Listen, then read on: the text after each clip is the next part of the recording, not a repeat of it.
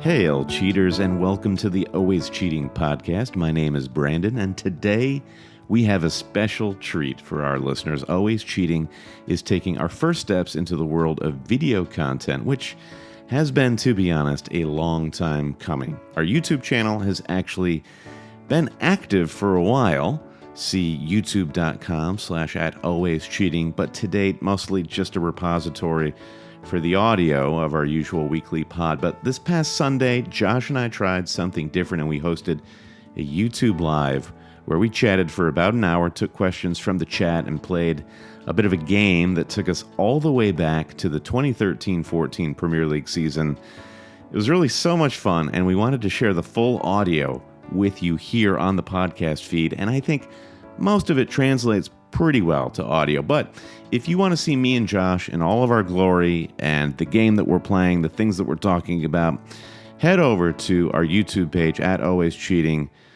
Now be gentle. We are still working on improving the whole production side of video. We're new to the game, but we're planning to do a lot more live and pre-recorded video this season, and it's definitely going to be a work in progress. So hopefully it's just a little something different from what you're used to seeing out there. So come hang out, have a laugh, and hit the subscribe button to get notified the next time Always Cheating goes live.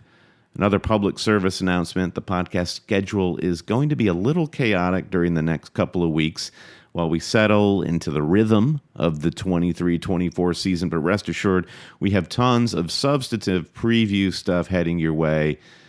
Team and player previews, Game Week 1 drafts, and so much more. In the meantime, here is that YouTube Live, something we're calling FPL After Dark, a little slice of what FPL managers talk about when we're not specifically talking about our FPL teams. Enjoy, and hail cheaters. Recording. Okay. We're live. We're live. This should all be working. I'm tapping the microphone. Yeah, we're live. Okay, good. All right, excellent. Give me a little microphone, you little microphone. Yeah. Let's treat this like a boom mic. Is it tapping? Okay, good. All right, I think we're good here. Oh yeah. Okay, this is like no one's in the chat yet, right? Okay, so we're good. We can figure out how to make this all work. So that link though, the YouTube Live is working, right? Yes, we're working. It works. A couple old timers, trying to figure out how to do all this stuff. It's like it's old hat for some, but for you and me, this is new. This is new hat. Yeah. Where does old hat come from? I wonder. Well, it's an interesting question. Yes, hats grow old with time, I suppose it is. I will say, for anybody who tuned in for high production values and gleaming motion graphics, you will be disappointed. Listen, we're figuring this out as we go, okay? It's going to be a little bit of a learning curve here as we figure this out. The treat for people tuning in now is that this is a rarity in which Josh and Brandon are recording live in the same room. Usually we're recording remotely together. That's very true. I'm not used to being this close to Josh, smelling his smell. You are used to it. Who are you fooling? All right. Okay, I'm going to say we are live on various platforms. Okay, so let's go ahead and do that. Yeah. We are live! ! Tweet. Send. Yeah. So we're racking up the viewers. Oh wow! What a flattering photo. I love that's what a great screenshot of my crummy beard. Find a co-host who looks at you like the way Josh looks at you during your YouTube Live. We've got a big hey hello from Tim Hamer, Timbo, all the way from Australia. What time is it in Australia, Tim? Let us know. It's early morning, right? This is early morning for Timbo, I feel like. Yeah, what I want to know is Tim just coming from the Outback or about to venture out into the Outback? Steakhouse. He's about to have a bloomin' onion from Outback Steakhouse. 10:30 a.m. All right, all right. I'm posting this. Yeah, again, we're going to figure this out. We slowly. will. Exactly. And okay, just as an early tease to people coming in, we actually have some content prepared for you, and I am genuinely excited about this content. Oh yeah, this is as our friend Dave said, this is what we call a Remember Some Guys podcast. Yeah. Hey, Eddie Gooner, big up from Jamaica. Jamaica. What's going on, man? Yeah, you guys gave us a really good game in the first match of the Gold Cup. It's great to see. I felt bad. It's like, as an American, I should have known more players in the Gold Cup. I feel like I could name like 3 starters from that team. It's the MLS squad in the Gold Cup right now, but Jamaica is stacked with Premier League players, with Mikel Antonio. Andre Gray made his, not Damari Gray. I feel bad for Antonio. I mean, Antonio, goes to Jamaica, joins the club, and they don't even make the World Cup. I feel like he kind of, he threw himself into it. But he's playing. You don't want to end up like Ivan Toney. I guess you could say Ivan Toney is on the cusp of making that England squad, and that's a success in its own right. Like nobody will come as close as Ivan Toney. So Mikel Antonio is at least getting international caps, and that's true. True. What do we know about Mikel Antonio? He might have a true deep connection to Jamaica. I don't think he does. I listen. There's nothing wrong with that, though. Listen, all of us mercenaries. You get older and you realize, you know what? I may not be starter level quality for England, right? I may not make $1 billion, right? Yeah. But if you get a chance to go play for a national team somewhere, you get to go play for Jamaica. To me, that's a win. You're still playing, World Cup qualifiers. That feels like a win. All right, we've got people in the chat just getting acquainted before we get into the content. I see you touching the object of our desire here, Josh. Eddie in Jamaica says we're gonna win the World Cup, bro. Let's see. I hope we play you again because that was a really great match. Andrew Brown, funny to see faces. It's true. Like we did some YouTube content during the World Cup a few months back, and that was really the first time we showed our faces on YouTube. And this is our season of venturing into video content. It's a pretty big learning curve, but also I think what people like about Always Cheating, Josh, is that we're just us. There's no artifice here. There's no. I think I like it because it can be entertaining occasionally when all the stars align. Okay. I think that we should offer some actual content here though. Let's do it. This is the whole reason that we're here is because I have acquired this. Okay. Yes. I want to make sure this shows up on the camera. You've got a delay on the YouTube terminal here. You can see. Oh, there we go. Okay. Get it real close up here. Yeah, let's get it real close up here. This is a top match attacks set. Okay. This is from 2013-14. Okay. I didn't even know that Premier League, what we call baseball cards here in the U.S. existed. But this is a set of Topps match attacks from 10 years ago.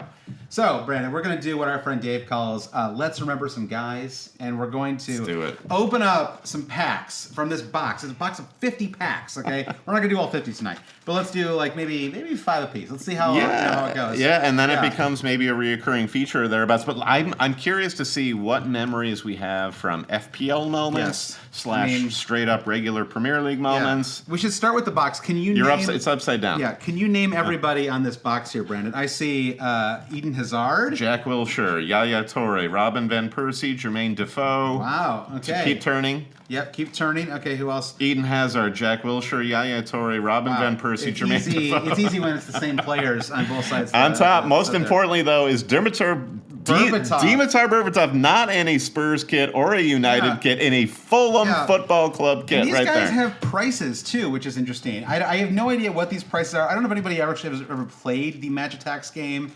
I never played it myself. This is like totally new to me. It's like Stratego or what is Stratego? What is the thing that people play? It's like the keep going. It's like a game. It's like a virtual game. Some people are like Champ Manager. Football Manager. Football Manager. Yep. Yeah, nobody in the U.S. has ever played this game. I don't think. I know it's a thing. I downloaded it to my iPad. I got about 10 minutes into it. It was the most boring thing I've ever done in my life, unfortunately. So we're opening it up. On sale here. Wow. True unboxing. I got a promo for the box that we just bought. So that's nice. Name some more guys. Yeah. Josh, you're up. Oh, well, I got David Silva. Oscar. Oh wow! So we're gonna blow it here though. Kyle Walker. Okay, so we got a lot of interesting players coming through this set. So let's start things off here. I'm going to take a pack of cards. All right. Take a pack of cards. Okay, Come on, baby. I love that right. sound, that foil, that foil sound that we all love so much. Bubble gum or no bubble gum? Yeah. Oh, wow. Now our good friend Mark is on. Mark. Okay. His worst ever FPL season, it might have been mine as well. Was that the year of SAS? I should have Googled this, or I should have looked this up on my This team. was... Because SAS was my worst year because I was stubborn and I refused to double up on the stubborn as forward line. You were stubborn as that was SAS, my friend. Yeah, and that was the year that Yaya Toure scored 20 goals as well, I think. That's why he's on the box. But I couldn't believe it. The whole year I was like, a central midfielder cannot be... it's not sustainable. This cannot keep happening. And, of course, he did. All right, open the pack. Open the pack. All right, so we got our first pack here of Topps Match Attacks. Okay, there's some kind of... It's like a Joker I see card. they show you how to play the game here, which someone's got... Oh, how to play. Okay, so we'll come back to that. Yeah, we'll come back to that later. Nobody reads Boring. instructions No one when reads they open up a video instructions game. on a pack of cards. All right, don't reveal. Hold it below the fold. Okay, here. all right. Oh, I have a gold card here. Ooh, it's a foil. The first card is one of my favorite players from this era. Hold it right up there. Yeah, Mishu. I loved Mishu, Brandon. Mishu was a long favorite of mine. Let's I always go, baby. loved his old the can celebration. Yeah, you know? Mitro does a version of that too. Yeah. Yes, Mishu. What a great first card to start. I can't believe we're starting with Mishu because not only did Mishu have a great run at Swansea before it all ended, He did. but that was the era of the great Swansea kit as well. I remember Swansea had that beautiful red and green, your favorite Christmas Mexican kit. national team kit Yep. style kit. I love that kit. Wolves later on did a kit very similar to that, which I really loved. It was kind of like the Raul Jimenez tribute kit, I suppose. Yeah. So this is Mishu. He is rated at 9 million in this game. Is this like the ITC index? Well, we saw Berbatov was at 7.5 on the set. So I guess 9 million means that this must have been Mishu's second season in the league. He's at 86 shoot, 79 skill, and 73 pass. Okay. So wow, yeah, not much, not a strong pass. So what we have is an actual Pokemon game in the making here. The rules actually state, you've got to put. I can't see putting Mishu up against Robin van Persie. Yeah. It's not really a fair fight. Do you have there. any Mishu memories though? I do. I remember my wife had left town, and it was one of those. If you were a spectator, it would be a sad sight, like fly on the wall, man alone making scrambled eggs for the first time in 5 years. Yeah. But I was doing it with gusto because I had my iPad out and I was going to watch Mishu as my captain. And I don't remember who Swansea was playing, but I remember when Mishu scored his brace. Upon him scoring the brace, I put on a Rolling Stone song. I'm not going to remember it, but I just remember it suddenly turned into painted black or something. It turned into risky business all of a sudden. I was sliding around my apartment in my skivvies with my scrambled eggs. So yeah, Mishu he's a golden child. I love him. And Mark, by the way, does confirm that this was the season when Toure got the goals. And didn't we used to have a joke about Yaya Toure that every time Yaya Toure scored a goal, it looked like he was injured. He was like every time he scored a goal, he fell over on his back and couldn't get up. It was like the weirdest. He never scored standing up. Either he scored falling down, or it was a free kick that it looked like he lumbered up to and it was the most nonchalant, greatest goal you've ever seen. But a 20-goal season from a box-to-box player is incredible. What a wonderful season. Could we see that from Mason Mount or I don't know, possibly? Who else could? Who are the other box-to-box guy? I mean, Declan Rice could. The big Zabowski. The big Zabowski. Zabowski. I don't think he's going to play enough. I think that's the problem with him. All right, who got next? Next we have Josh Hoyveld from Southampton, 4.5 million. I have to admit, Brandon, do not remember this guy at all. This is Ricky Lambert's Hoyveld. season? Is this the promotion season for Southampton? Luke Shaw, Ricky Lambert. Lallana. Who was Lallana? He was Nathan the other guy. Klein exactly. as well. God, there were so many. I don't think Van Dijk had signed for Southampton at that point. He might have. He signed a couple weeks in, I think, that season. So, all right. So Josh Hoyveld, I have nothing. Bye, to say. Felicia. It was not Mishu levels. We had stories when it came to Mishu. We came out hot there. Okay, here we go. Ooh, Martin Olsen. Oh, okay, brother. Here's what I remember. Okay, here's why Martin Olsen is important. Because he's still at Norwich? Martin Olsen was important because he was part of a terrible a terrible Norwich City, Norwich. I said Norwich. I can't believe I said that. A Norwich City defense, and that defense was responsible for about 25 Luis Suarez goals. That's it. I don't know how he only played them twice in the Premier League. I think he scored 13 goals in one match and 12 in the next. It was. Can incredible. you imagine being Ruddy in goal? It's just like it was a matter of fact that Suarez was going to score a hat trick. Was it Rudd or Ruddy? I can't remember. Wasn't it Rudd and Ruddy? John Ruddy? I think it was Ruddy, but. Funny you said Norwich because this is so many town names we have in America for any non-Americans watching this stream.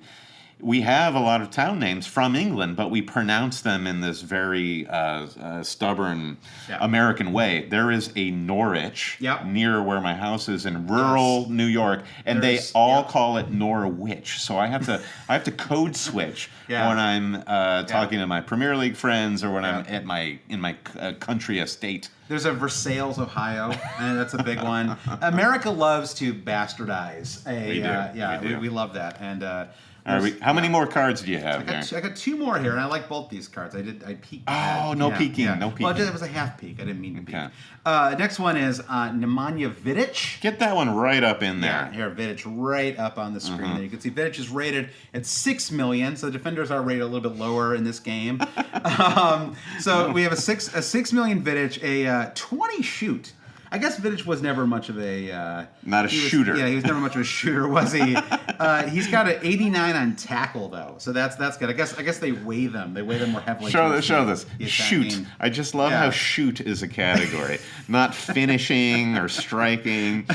Clearly going for a certain market here. Yeah, exactly. So Vidic is... Vidic is part of that kind of Chris Smalling...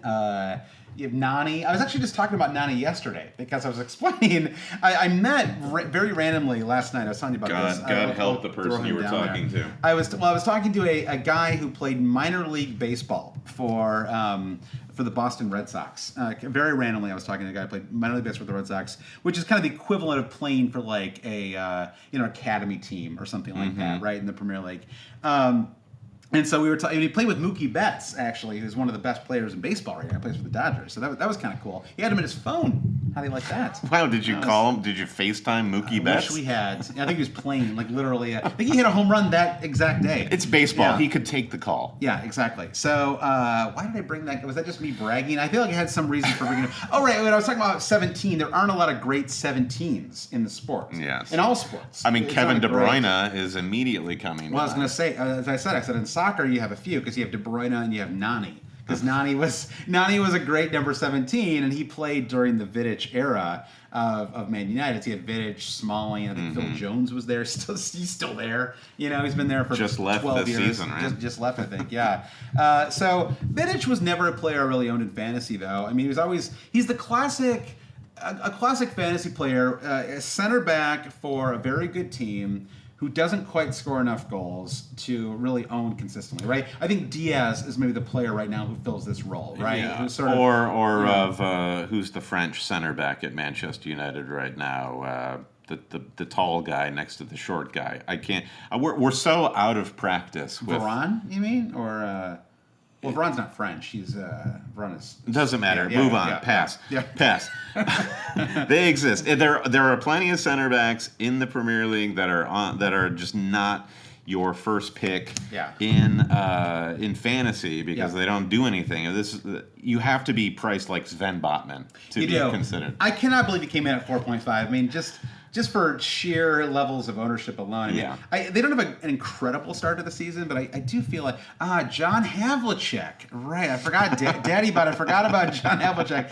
If anyone has any other suggestions for great number 17s, please Doesn't matter what the sport. Doesn't matter what the sport is, exactly. So we've got Papis Cisse. That's the final card in Mr. Banana Goal Banana himself. Goal is exactly what I think of, too, is the classic Cisse. Scored, I believe, in an away match at Chelsea. Yes. Was when he scored the classic banana goals. Let me hold the card up here. I was just listening to a podcast featuring Peter Crouch where he was talking about the goal he scored against City, I think it was, for Stoke when it was that incredible, like, weird half volley sort of a thing from way out. Yeah. And he thought in his mind, I've just scored the goal of the season. Yeah. And then Papi Cisse comes out of nowhere and scores the banana goal. Yep. And it just wipes out every other best goal of the season opportunity. So poor Peter Crouch. Peter Crouch, you've probably overachieved in your life. Papi Cisse, I feel strongly that we, as a Premier League viewing public, did not see enough of Papi Cisse. He was so fun. One of those great players where you just genuinely never quite knew what he was going to come up with. Magical player. Magisterial. Wow. You really love Papi Cisse. I love him. You liked him that much. Wow, that's like you really sold him. How could you? I remember actually seeing that goal in, I'm not going to remember the name of the bar in the West Village on Carmine Street. Somebody might, if somebody's from New York, they'd know it's closed now. Yeah. I went there at lunchtime when I worked at Penguin with my friend Daniel. You know Daniel, and he had captained Papi Cisse that game week. Yeah, and so you can imagine. I'm not texting while you're talking with them. I'm posting to Threads. Are people using Threads yet? I don't know. We got 43 viewers right now on our first ever live stream here. I'm curious. Like, I don't know about you. I created a Threads account, and then I've been in there like once. Oh, yeah. I'm a little confused. One must plant their flag on Threads like you've landed on the moon, and much like you gotta claim that you gotta claim that account name, right? And but you're not. It's not that we're ever ever going back to the moon. Nobody is saying let's go back to the moon, but there you are. All right, let's open up your card. All right, so I've got my magic pack right here. I'm gonna just like rub it on my head. Yeah, you got your Dose of Sarah hat on there. Dose of Sarah. Come on, when come on, is Jamaica. the Gold Cup semis are? U.S. plays tomorrow. Yeah. Mexico is playing right now. I think Costa Rica. I'm not sure if they're playing each other. This is a very satisfying tear. That's what I was telling you. You get that foil. It feels good. Okay. Let's see. Like Mishu, I don't know how I can compete with that. It's hard to top Mishu. That's true. Yeah. Okay. All right. I've got I got a foil. Okay. Yep. All right. You got a foil. Let's see the foil one first. All right. I see. It is an Arsenal player and Flamini. Why is he a foil? Matthew Flamini with a foil. 5 million, which is actually a value if we're talking FPL prices. I guess so. Would never own Flamini. The first thing I think of when I think of Matthew Flamini is that picture of him on his bicycle wearing an oversized windbreaker with a bunch of plastic bags on his bicycle handles, and he's done his grocery shopping. I don't remember seeing that. Just a total workman-like player. I mean, I don't have no beef with Flamini. Sure. He's like a classic sort of engine room sort of guy. All right, let's go. Engine room. I love you and I. What did you say earlier, Brandon? You slip in more Britishisms than I do. I try to keep. I am an American, and I have to own that. But you kind of wish you were English, right? You sort of. Do you? I mean, I know you're born in Michigan like me, but you sort of wish you were born in like Portsmouth, don't you? Like, you wish, like, when someone asked you where you were born, you said, like, Pompey. Sure. Right? You were able to say that. Sure. I wish I was born on a literal dock in a shipyard somewhere. All right, let's go through the Flamini stats. These are some juicy stats here. Speed, any guesses? Yeah. On a scale of 1 to 100? Let's guess 50. 67. Well, that's speedier than I would have expected. Tackle, which is what he's most known for, I suppose. I'll say 73. You're close. 74. Wow, another that's very shortstop. close, yeah. Power is 73. That seems a little high. Flamini's shoot is 59. Very poor shoot from Flamini. Skill 60 and pass #nice 69. All right, there you go. Oh, you know why he's foiled? Because he was a star signing 10 years ago. Arsenal cycled through so many defensive midfielders as they tried to find anyone who could play. And now, I mean, I hope that Declan Rice does it. Let's see what happens. Andrew Brown in the chat says we are Pompey, so let's hear it for. Well, hey, shout out to Luke Moore. The old Ian Dark football ramble. Yeah. Oh, Ian Dark too. Okay, there you go. Yeah. I love this next card. All right, I'm ready for it. Let's see it. And this guy is. I think we were kind of putting McAllister in this category on this week's pod, where this guy's an inspiration. Like anybody who has like a beet red face, like, who kind of like looks deceptively unathletic, even though they're one of the best athletes in the world. Yeah. And that is this guy. This season, 13-14, playing for Hull City, it is Tom Huddleston. Stones! Tom Huddleston. Oh, yeah. I mean, this guy is a legend. $5 million is the exact right. I don't even know how to play this version of the Tots game. I got the deep-lying midfielder pack, apparently. You did. Flamini. I hope everyone in your cards, I hope you've got, I hope Charlie Adam is coming up here in a second. Well, I mean, speaking of Charlie Adams, Tom Huddleston, a more impressive shoot stat. Yeah. Any guesses? Huddleston shoot stat. I'm going to say, I mean, you said it was impressive, so I guess I'm going to say like 79. 71. Okay, not that impressive. Okay, not that impressive. Lower than Flamini. Yeah. But anyway, Tom Huddleston, I think his probably best moments were playing for Spurs, but then he went to Hull to basically reinvent his career. He helped bring Hull up maybe twice in the last 10 years, right? Hull have been up twice, haven't they? But has he helped? I don't know how long Huddleston was even at Hull City. Was it just that one season where they actually got relegated? You keep talking, and I'm going to Google. Or somebody in the chat can get at us. But Huddleston, while we respect him, I'm not sure his career at Hull, to my memory, was all that impressive. Google asked if I want to look up Tom Hiddleston, the Loki actor. Sorry, no, thank you. No, exactly. Yeah, let's see. I'm going to look at the chat here. I forgot about Keith Hernandez. Is a great 17. Keith Hernandez is a great 17 for sure.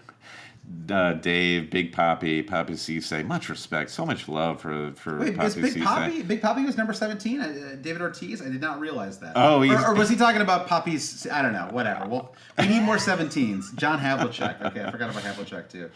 Mannon, 13-14 Mishu, Streets won't forget. That's absolutely correct. All right, let's see who you got next. I'll look up these Huddleston stats still. Okay. Huddlestone stats. All right, everybody. I will say our concurrent viewers right now.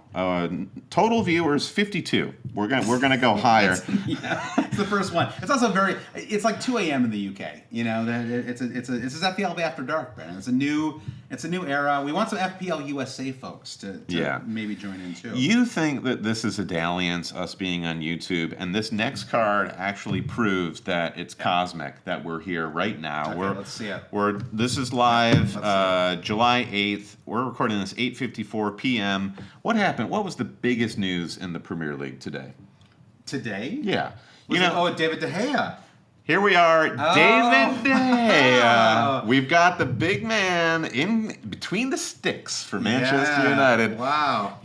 He's rated more highly, cash-wise, at $6 million than Huddleston and Flamini. He was at the Vidic price. There are the $6 million Man United defenders there. No shoot score on David De Gea. That seems unfair. Although, I mean, De Gea, it's sad to see him go, but I think he's part of the classic. I mean, this is like something that Jonathan Wilson? Jonathan Wilson, thank you. Yeah, Jonathan Wilson talks about a lot, which is the kind of, he's an old school style of keeper, right? He's a great shot stopper, but it does not come out of it. He's not an 11th player on the team, right? Yes. He's more like, he's actually closer in some ways to, who was that Sunderland keeper who then played for Liverpool for a few years? Mignolet. In some ways, he's more. He's like Mignolet. He's like a souped up Mignolet, right?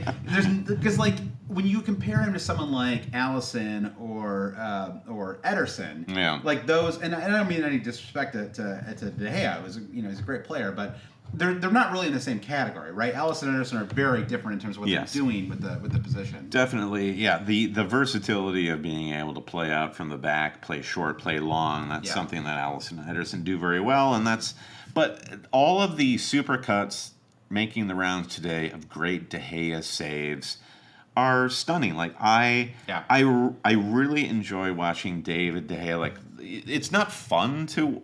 I mean, if you're really tactically astute, it can be fun to watch goalkeepers play out of the back. Which I am. You're not, but for me, it's. I'm just a dumb guy who wants to see a guy doing a frog leap to make a spectacular save, and I think that's awesome. I remember this to me is the most emblematic fantasy story one could tell. So we are at just a few blocks from where we are now in Brooklyn at the Black Horse. Always Cheating headquarters. I was sat right next to you watching Arsenal play Manchester United, and I had David De Gea in goal in my fantasy team. Yep. There was a stranger on my left, and as we're watching the game, this was the game that many people remember where De Gea made like 25 saves, something insane like this. Yes. And it was an electric game. It was a really fun game to watch, and I am just jumping up and down. And the stranger to my left, who ended up being an author, right? He the 101 Clubs from Norton. I have that book over here somewhere. I can't remember his name.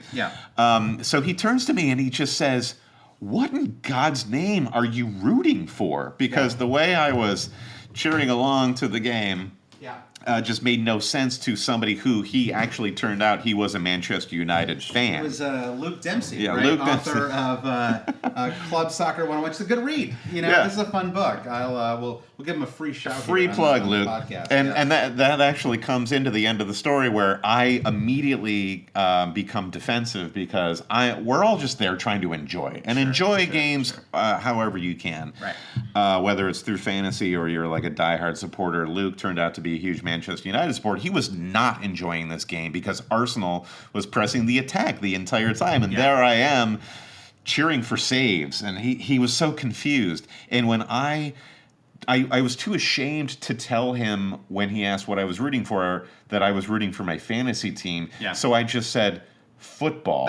Which is worse. It's actually worse because the idea that you would sit in a bar in like the afternoon rooting for like sportsmanship or something is infinitely worse. I mean, because this comes up a lot. This is a problem that Americans. I actually think this is an international problem. I think in the UK you have to deal with this as well because in the UK, you and I know. I mean, your wife is British by birth and grew up there for. I don't know. I don't know when she came to the States. She was like 8 years. 8 years. Okay. So, but like her parents, her father's British, and so we know enough to know that like loving football is not an international. Or it's not a. It's very tribal. It's very passionate. Exactly. It's church to many to people. But to love NFL in America doesn't really say anything about it, right? You can be a billionaire or you could be. Whatever, it's something like loving the Tampa Bay Buccaneers is basically saying I have an iPhone instead of a Google Pixel or something like that. Exactly. So, but loving, but I know in England there's some class stuff built into it. But in America, so it's like being a Premier League fan is one thing. But having have a fantasy Premier League, not only to care enough about it that you actually like. Would talk to a stranger about it, but then to care enough about it that you create a twice weekly, right? If you include Patreon, a twice weekly podcast where you talk about it's very hard to explain that to somebody. It really is. Yeah, it is. It really is. So the look of disgust on his face that said everything. You should have said you were like a Man United fan. And just, but after the game was finished, I actually started talking to him, and he started talking about. I shared that I worked in book publishing. It's secret to all of you people watching YouTube Live. Just pretend you work in book publishing. It's a great way out of a conversation. Just pretend you're cultured. Yeah. And it turned out he also worked in books, and he had published this book, and I knew that. And we actually ended up having a great conversation, wide ranging, and yet another reason why sports are great. And bring people. I got two more cards. Let's see what you got. David De Gea in my pack and Mishu in yours. Yeah. We'll do this again sometime. I feel like we're doing pretty good. Yeah, it was just that Southampton defender. That was the only one we struggled with. So. Okay, you thought we were cooking with gas then. Let's see what we got. Oh, man, we're really cooking with gas right now. I'll just say it right now. Shoot is 83. Any guesses based on Shoot 83? What's up? It's Kaylee Cuoco. When it comes to travel, we all have a happy place. I just went to my happy place. I just went to Maui, and it was truly amazing. Priceline has always been about getting you to your happy place for a happy price with deals you really can't find anywhere else. Like up to 60% off select hotels in Costa Rica or 5-star hotels for 2-star prices in Cabo. Go to your happy place for a happy price. Go to your happy price, Priceline. I mean, Is he a forward or a midfielder? Andrew Brown says Suarez. It's got to be higher than that. I'm overselling this. It's Alvaro Negredo. Wow, Negredo still plays. I saw him. I think he plays for a Spanish club now. He maybe plays for. It's one of these like Real Sociedad kind of clubs, Janeiro or something. Yeah, exactly. Yeah, he plays generic. Yeah, exactly. So Alvaro Negredo is he was basically, we'll hold the card up here again. He was basically a backup forward for Manchester United. I thought he was... He was the Alvarez of the day. Yeah, extremely handsome, I would say. I always thought this Negredo beautiful was a very handsome rosary fella. bead tattoo on his forearm. Yeah, big fan of Negredo. And 83 shoot, 75 skill. I feel like skill is too all-encompassing. I feel like that shouldn't be on here. Should change that as something more useful. 37 tackles. He's a forward, right? Forwards can't tackle. Yeah, forward tackles like a forward. That's what they say. Yeah. 83 shoot, though. I mean, I feel like if you're an 83 shoot... That's like he should have stuck around in the Premier League longer than like 2 years. I feel like if you're 83 shoot, you should go to, I don't know. I always pick Everton. It's probably unfair that I'm always like, you should go to Everton. It's like, they're always looking for hungry people at Everton. Players. You know what they say? Hungry dogs hunt. So that's and we love you, Alvaro Negredo. Like everyone, like Alvarez and Dzeko before him. Sure. We all had Navarro at some point and captained him during some rain. 8.5 is a classic price there. Someone was asking about De Gea. Just to go back to Julio Pena asked about. Interested in a keeper. I mean, so they have Dean Henderson in the books now. There must be someone new. Onana. Onana. That's from Inter Milan. Okay, so he's already signed, or is that he's like deep in talks. Fab Romano. Fab is. He's already got him in the mock-up, photoshopped kit. Yeah, exactly. Okay. All right. Let's see who your final card is here. Final card is, and listen, they can't all be winners. Yeah. But we had some. Do you know who this player is? I do know who this player is. Okay. So unlike, do you think I know who this is? You 100% know who this player is. All right. And this player has an Arsenal connection. Okay. But this season, this Arsenal player was playing for Liverpool. This current season? No, in the 13-14 season. Okay, got it. Yeah, and their brother we were actually talking about earlier. Wow. And it is Mr. Kolo Touré. Mr. Shower. Remember that thing of him in the shower? He got like canceled. It was kind of pre-cancellation. I feel like. Skill. Kolo Touré 40. That is a straight diss on my man Kolo. 50 should be the minimum. 40 skill is tougher. I do like the photo on the Kolo card. He's kind of like almost spread eagle. He's just very, very, very alpha. Very alpha. You're right. He's got a great stance. He's like a split step in tennis. He's got a great form there. I thought they were dissing Kolo with the 40 skill. His shoot is 18. It's quite low. That seems low. That's too low. I feel like, a center back doesn't shoot that much. So that basically means even when he shoots, it's disastrous, which I feel like is a little strong. Vidic was the center back you had. I feel like name a less ownable player, a less ownable center back than Vidic. It's got to be Kolo. Was 20, which is still higher than Kolo. It's better. All right, let's do. Where are we at? We're at 9:05 here. It's getting very late in the UK. Let's do one more pack. Okay. Let's do it. Let's do a lightning round pack opening here. Have we ever lightning round in our lives though? We can try. We're going as long as the rosé lasts, Brandon. Let's keep this thing going. Yeah. If there are any Scotch there in the chat listening, Josh and I got sold hard. We got guilted into buying 2 bottles of Scotch tonight because the salesman at the wine shop was so compelling that I could not imagine. Even though I was broke, like dead broke, I think I would have bought a bottle of Scotch. I felt so guilty because he was such a good salesman. I had to buy something from him. Yeah, Andrew is a whiskey man. He's not going north of the border. So fair play to you. All right. What about bourbon, Andrew? We got our new pack here. Okay, ready? Yep. Yeah, bourbon, whiskey, Scotch. I like it all. It's all it's all good. Okay.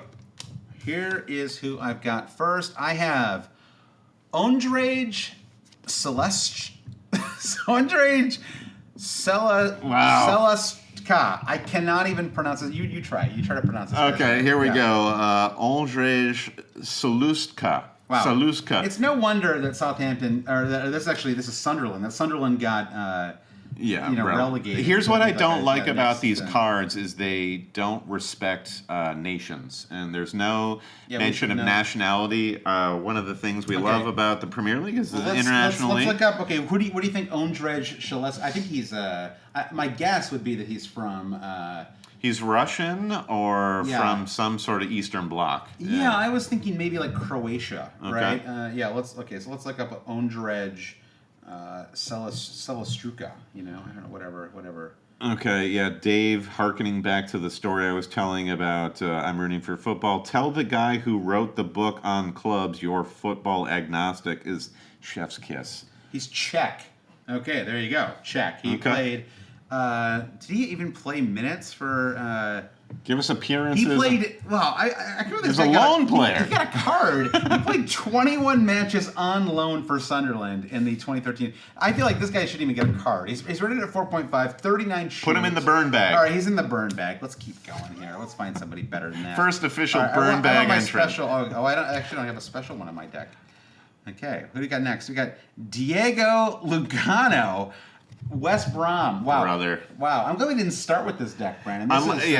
You've got to be you've got to be an Irishman to get any recognition from that West Brom team, as far as was that the year when they had? Remember they had a couple like Egyptian players, and it was like there was some great story about West Brom, and it was like they were scouting one Egyptian center back, and he wasn't available, and the manager of the Egyptian national team was like, oh, we've got another guy who you can have. Jesus. And they were like, oh, sure. Well, we'll just give us an Egyptian center back, please. Like, whoever's available, we'll take them. I mean, economy of scale is a real thing. Yeah, exactly. So the West Brom Classic, I mean, it's a little bit like, this year we have Sheffield United coming back up. We've got Burnley coming back up. A little bit of a yo-yo club, I would say. Sure. I mean, West Brom was kicking around for a long time. But sort of they were, and they've not done terribly in the championship since getting relegated. Yeah. So they're run decently. Yeah, not horribly. I respect. West Bromwich Albion is one of the great British names. Wonderful really, stuff. Really like that. Yeah. All right, let's see if we can. And get one of the weirder birds. Yeah. To appear. Ooh, I remember this guy. Okay, next we have Nathan Dyer. Oh yeah, Nathan Dyer. Let me hold this card. Didn't he here. almost score a hat trick in the League Cup final and? He did some dirty deeds. I remember he had the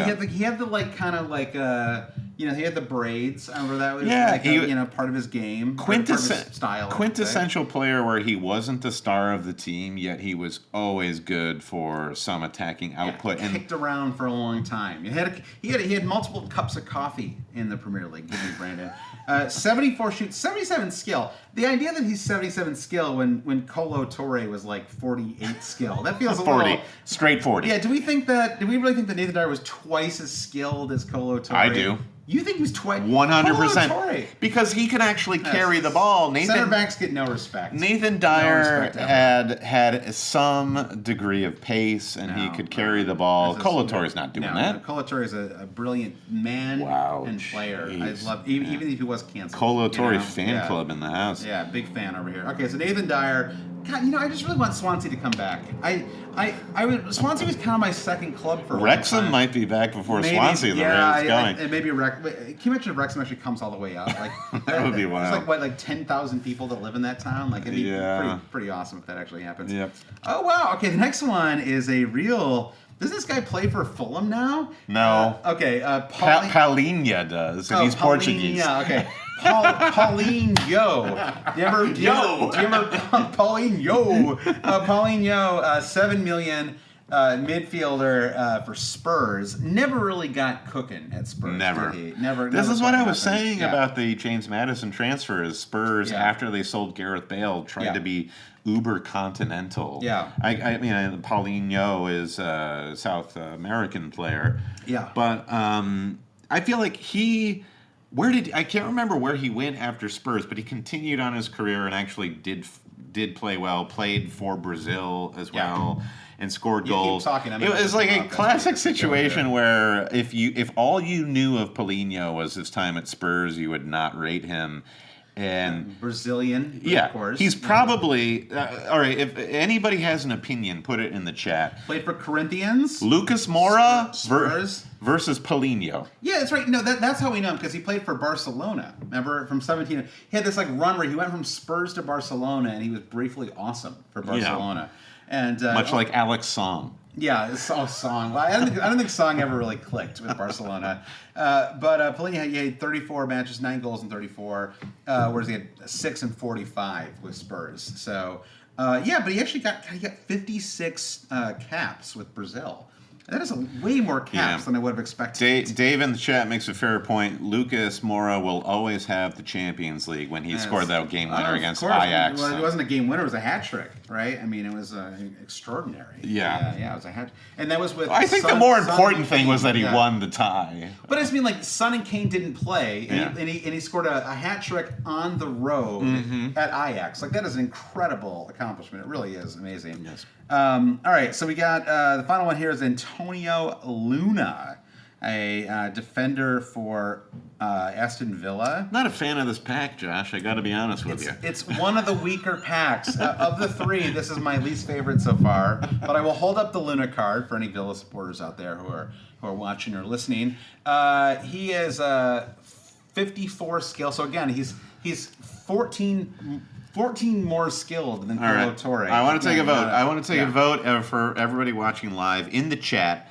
Who is your favorite card from this pack? We've got deck. Luna from Aston Villa. We've got the Croatian. Spell it as well as you can. Just say Croatian guy is fine. Yeah. Lugano from West Brom, Nathan Dyer, or Paulinho. Yeah, I got to go with Nathan Dyer. Nate Dyer. I feel like we called him Nate. Yeah, Nate the Great. Yeah. Nate the Great. Yeah. Oh, Tim's going Torre. Yeah, exactly. Go back to Torre. Back to the other pack. Tim is so disgusted by your pack. Get out of that pack. All right, final pack of the show. Let's see how this one goes. If this is a weak pack, then we're going to do one more. All right, this is FPL After Dark with Always Cheating. I feel like I have to do like a studio check. Do we have to say the frequency of the radio station?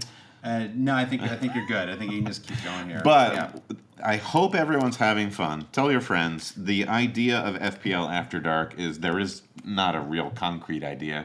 It's like hopefully we're having fun. TBD. You know? Yeah, it's very meta. Let's just keep going here. Let's see what you got in this deck. All right, we've got our 4th pack. Cracking it open, much like a magician. We're not weighting these packs at all. It's a real pack being opened. Oh my God! First card. I have memories of this man, and every time I made a football memory with this player, I felt like I would probably prefer the pub memory I would make with this guy. Okay. And it is Kevin Nolan from West Ham. Oh, Strolling Nolan. Yeah. Yes. Yeah. Andrew's still hoping for Luis Suarez. We'll see if we can get it to happen. But Kevin Nolan, you see him now haunting the side touchlines of West. Is he part of the coaching staff at West Ham now? I feel like he is. He's looking a little bloated, but he would pal around with Andy Carroll, if I remember, because they did their thing at Newcastle. Yep. And then Andy Carroll went to Liverpool and was a flop, and Kevin Nolan went to West Ham and just continued to Kevin Nolan his way around the world. So bless you, Kevin Nolan. I'm sure I had you in my fantasy team at least 2 weeks. I feel minimum. like, wasn't he one of these guys? He came up and he was like already 32.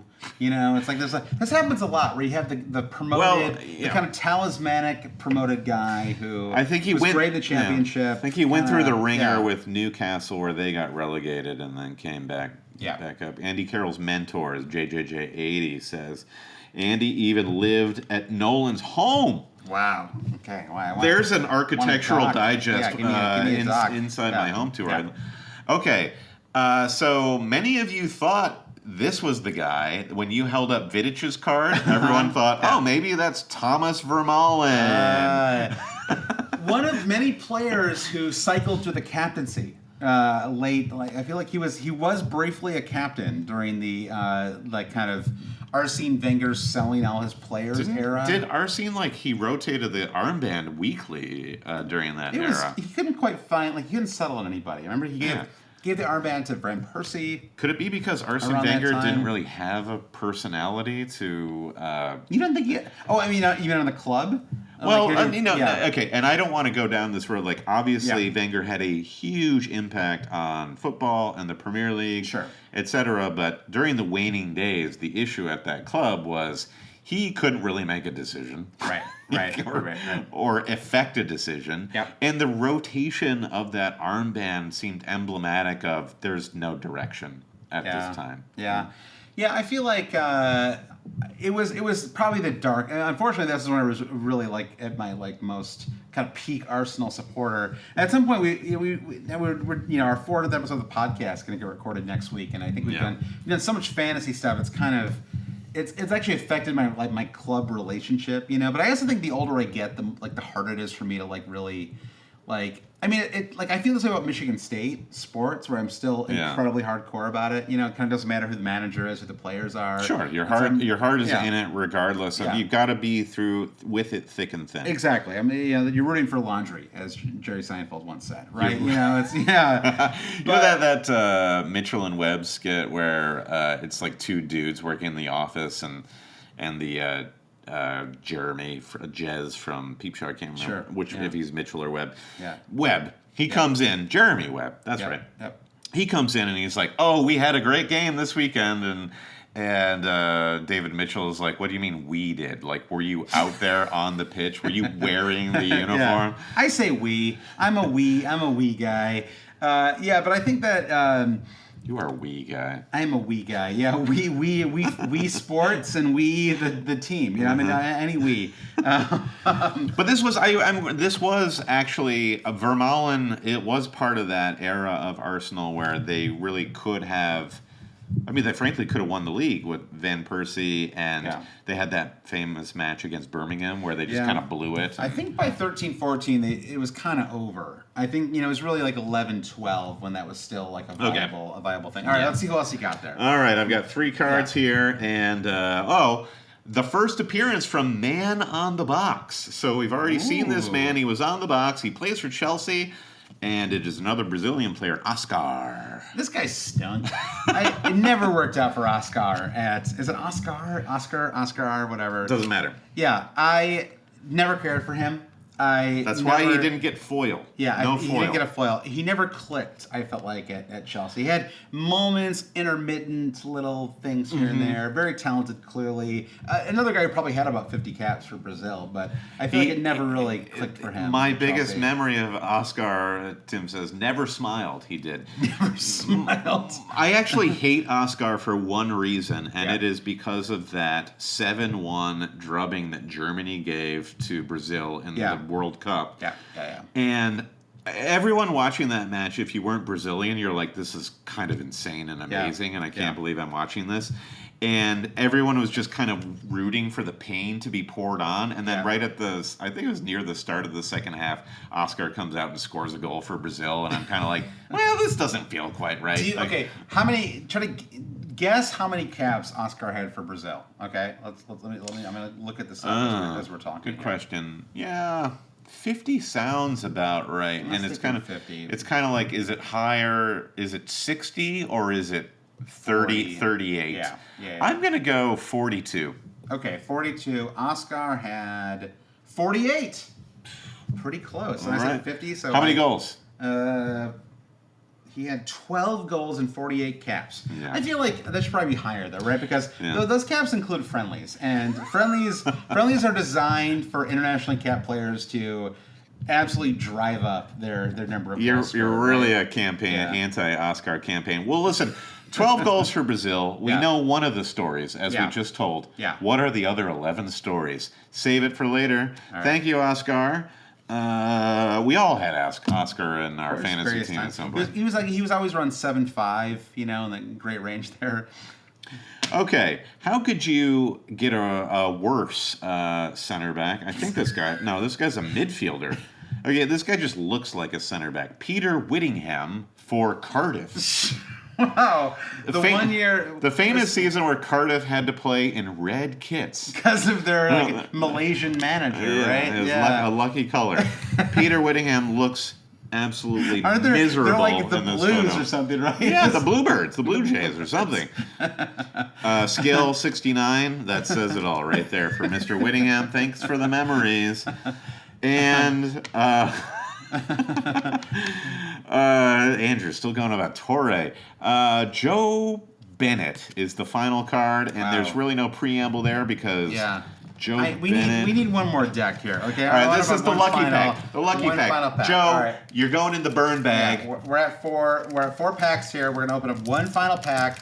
And again, for anybody who joined late, this is the Topps Match Attacks 2013-2014. We got a whole box of these, Brendan. We opened 5. We opened 5 of 50. We could be doing this for 24 hours. Yeah, we got a lot more to come. And by the way, we should mention that this is very late for us to mention this, but thanks to the Hub, who Fantasy Football Hub, who is a sponsor for us in this preseason content, and it's a great source of all kinds of content. And some of the best voices, I feel like. Really, and I think just to tie it into what we're doing here with the cards is what we need as fantasy managers is historical data, particularly going into game week 1, because we don't know what's going to happen this season. We're looking at old cards from old players.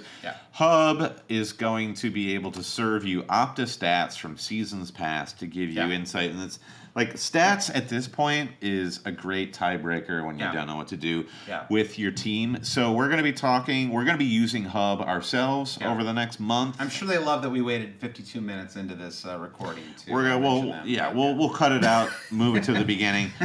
But if you want to get 50% off of your Fantasy Football Hub membership, you get half off basically. Wow! And they have this incredible. In case somebody doesn't know what 50% means, I appreciate that. Yeah, it's not 50% more; it's 50% less. You're getting half off. Go to fantasyfootballhub.co.uk/always, and that's the page where you can get that 50% off code. Join us in using that site. All right, what do you got in the pack? I got a star player to kick things off here, Brendan. Foil! This guy has a foil card, star player, and of course, this is the legend himself, Robert Corrin. Robert Corrin, a star player who I genuinely don't remember. Do you remember Robert Corrin? He was a whole city Tiger, Brandon. He is $5 million. Why is he a star player? I'm confused. 70 skill, 30 more than Colo Torre. I'm sorry. 73 shoot, 74 pass. Put this card away. Robin. We have a comment from Sean Murphy who says Whittingham died in a tragic accident in 2021. Wow. But he was still a crap player. Wow. So to the Whittingham family and to Whittingham himself and to the Topps Cards manufacturers, we didn't know. And also, I like this question from Andrew. It says, did Hub pay you? And the promo should have been earlier. And the answer is yes. And it should have been earlier. So we'll be sending some delicately worded emails shortly after the recording. And Andrew, if you're interested in a YouTube live production gig, our doors are open. And also, I mean, everyone's sticking around for this Robert Corrin reveal. Robert Corrin, it doesn't even ring a bell for me. I feel like if someone's getting a foil star player, thing. I mean, I hate to keep going to the Wikipedia well here, Brandon, but I mean, Robert Corrin sounds like an actor. He sounds more like an actor. I feel like Robert Corrin sounds Austrian to me, and he sounds like he's from the UK. Does anyone listening remember Robert Corrin? That name does not ring a bell to me at all. He's a Slovenian player, of course, great in the Slovenian national team. Let me see this card. Let's see. He had 61 caps for Slovenia. Played for West Brom. He had 126 appearances for West Brom, and then 143 for Hull, and then maybe most famously, Brendan, he played for Melbourne City in the A-League. All right. From 2014. What do you think about that, Timbo? Yeah. Yes. Do you know? You have any thoughts on this star player? Corrin. Yeah, exactly. So congrats to Robert Corrin. Let's see who we got next year. Oh, okay. Here we go. This guy should have gotten the star. star player designation. This is Samir Nasri, Brandon. Samir Nasri. Snake. The snake himself, the Arsenal. I don't know why. It's so funny how some players leave clubs and everyone's okay with it. Other players leave and everybody hates them. And Nasri was like that. I remember Nasri famously ducked on a free kick. Remember this? Yeah. And everyone, like, his cowardice was legendary. If you joined the army and he was assigned to your platoon, you'd be like, well, I'm dead. Yeah, I feel like Nasri is kind of... I mean, I think ultimately Mahrez has been better than Nasri, but Mahrez is kind of in that category where it's a player who cut his teeth at a kind of different club, right? I mean, to this day, maybe... I mean, I don't know. It's obviously hard because he's still, like, playing live, but it feels like Mahrez will... Like, his legendary moments were for Leicester City, right? And so I feel like it's sort of... with Nasri... I mean, he never really did that much at City, right? He's one of those players where even Navarro, I have memories of goals that he's scored. Yeah. I'm struggling with Nasri. Of course, ducking on the free kick is what I remember most from his time at Vichy. He's at Vichy Man City. France, just like absolute craven. Exactly. Yeah, get out of here. Burn bag. Not a big fan. I know we sound very anti-French now, but hey, I love Kolo Touré. He's French. Did he play for the French national team? We've got we've got much love he must have played for Ivory Coast, right? He must have. I don't know, We'll to be look it up honest with later. you. Yeah, Yes. I think he spoke French. Next, we got your boy, Johnny Evans. All right. 5.5 million. Northern Ireland, let's go. Northern Ireland center back. I suppose at this point, probably most famous as a Leicester City center back. Right? And I do owe Johnny Evans an apology. I feel like upon that move to Leicester, I thought that he was just kind of a Harry Maguire type figure. Mm-hmm. And I do think at Leicester, despite their problems, he has demonstrated a level of core competence that players like Maguire have not. No, totally. I mean, you see what they've looked like with Wout Weiss and that team. I will never forgive them, Brandon, for that Newcastle match at the end of the season. Everyone thought I was crazy. Oh, but my point was they should have tried to win that game. Oh, yeah, that one. Yeah. And instead they played for a draw in the hope that Everton would draw with Bournemouth the next game. You've got to play for the win there. I just think that's a misunderstanding of the tactics. They were not playing for a draw. Well, then the tactics were shit. Okay, I'm sorry. The team was shit. Yeah, all right, fair enough. It was shite, as they say in the UK. All right. Okay, this is a fun one. Good one. All right. Good one. Okay, next, the penultimate card from tonight's podcast is Nathan Redmond. Yes. I kind of forget about his Norwich City time, and of course I think of now as a Southampton player. Mm-hmm. But Nathan Redmond, let's put that card up nice and high for everyone to see. I feel like he had one particular match or a run toward the end of the season where he became a fantasy possibility because he was so cheap. He was scoring some goals. His moments, he's a little bit like who's the Palace Andros Townsend, Mm-hmm. where it sort of gets hot occasionally, and you consider him. I never really want to own him in fantasy though. He's at 73 skill, so almost twice as skilled as Kolo Touré. 68 shoot. The true benchmark. Yeah, tonight, 66 bet. 33 defense. That feels quite low to me. 80 speed. I guess he was pretty had some pace and power in his day. 55 power, so above average. So there's Nate Redmond. I like his little look here. He looks like he's actually going bald, and he's like spiking his hair to look a little taller. So you can get that card as close. A little bit of a there. not really a faux hawk, but shaving the front of the head to let the middle of the head soar. Kind of a Guy Fieri type look, right? The most memorable Nathan Redmond moment was when Pep Guardiola, I think this is when he was at Southampton, took him under his wing after the final whistle.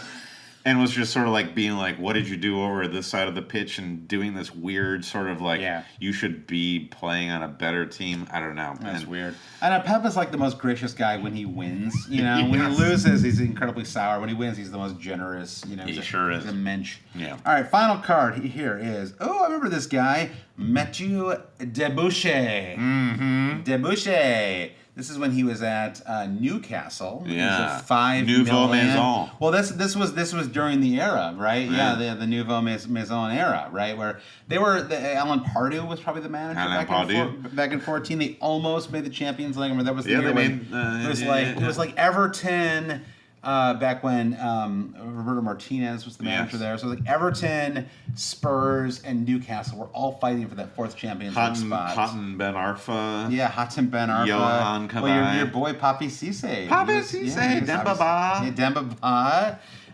Who were the guys? Who were the Ramble guys? Loved a couple of those. There were like two guys who were like brothers, I think, who played. There's like a forward on one of those teams. Vaguely remembering this, and that's not going to come to me right now. I like Sean Murphy. I think this is a reference to Nathan Redmond. It's the Damari Gray of his days. I think that's right. Yep. Gray's had his moments. Right, yeah. I've owned Gray a few times, fruitfully in fantasy. Yeah.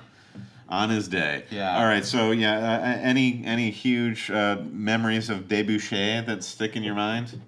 No, although I do remember this haircut, but it reminds me. I really loved that time. I thought that was a cool strategy. This idea that Newcastle was going to find play to win. They were going to find young French players who were under the radar, and that was going to kind of be their style. It's a little bit like Wolves with Portuguese players, right? It was, and it almost. I mean, I shouldn't say almost because finishing fifth. I think they made the Europa League that year. Finishing. In any kind of European spot as an accomplishment. Look at Brighton and how cool it was that they finished in a European spot this year. So I think it worked. I mean, the Pardew thing, Pardew would almost get away with it if was it with Palace where he almost beat Arsenal? He went to the FA Cup final and he wore the suit, did the dance. They were up 2-0, did the dance. They lost 3-2. Pardew walked so that Eddie Howe could run, and that's harsh. I think that's where we're at. Wow, what a slate of cards. There was some fun. I honestly, there were some better ones in there. You were on the fence about this game, and I knew let's remember some guys would be a fun little exercise. Well, Brennan, we're 5 in. We got 45 to go, so we're going to do more YouTube shows. We're not always going to be let's remember some guys. We're going to do some fantasy stuff. We're going to do some team reveals in here as well. This was an attempt for us to just kind of get our feet wet a little bit with YouTube. So we love any feedback though. You can send us an email or write a comment here or. Message us in the Discord. Obviously, you can go to patreon.com/RSG and support the podcast. We had a few new ones coming just since we released the new podcast yesterday. So thanks to all the new Patreon supporters. Obviously, we're on Twitter and everywhere else as well. So new podcast coming next week. Kind of a funky schedule still until the season starts. I think we have at least 5 new podcasts that we plan to run before the season kicks off. So lots more to come and at least 3 more YouTube shows too. So lots of always cheating content out there. Yeah. All right. Well, hail cheaters and good luck with your tinkering and remember some guys today. I hope this trip down memory lane was solid for everybody. Thanks again for listening, guys, and we'll talk to you soon.